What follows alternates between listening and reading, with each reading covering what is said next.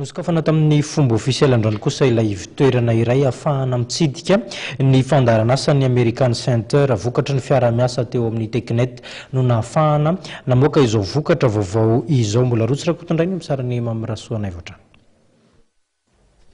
Roa taona izao no efa nanomboka nampahafantatra ny fisiany American Center izay efitra ny tsiry avy amin'ny masoivo Amerikanina. Maro karazana ny asan'ny American Center ary isan'izany indrindra ny fampiroboroboana ny kolontsaina, ny fialamboly ary koa ny teknôlôjia vaovao. Vokatry ny fiaraha-miasa teo amin'ny American Center sy ny Teknet arak'izany dia misy ny toerana vaovao eny amin'ny foibeny Teknet izay ahafahan'ny rehetra mitsidika sy mikirakira ny teknôlôjia vaovao indrindra fa ireo mpianatra.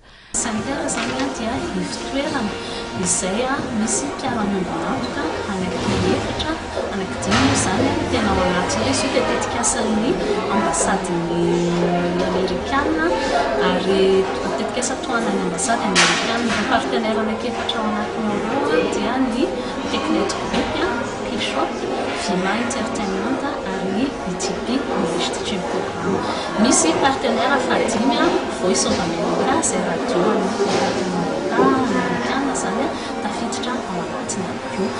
Dia ny American Center dia mitrandraka ny velatra ny malagasy mitondra fanovana sy fomba fitendry vaovao amin'ny alalan'ny asa zany sy zavatra toloran'ireo mpiara-miantoka ireo. Anisan'ny fototra ijoroan'ny American Center moa ny fanamafisana ny fahaiza-manao ary ny famolavolana paikady mampisehatra ahafahana mivelatra amin'ny lafiny rehetra. Izany ihany koa dia ahafahana miserasera sy mifandray amin'ny olon-drehetra ka afaka mivelatra amin'ny rehetra. Sehatra telo ny ivelaran'ny American Center dia ny kolontsaina, ny teknôlôjia ary ny fanabeazana.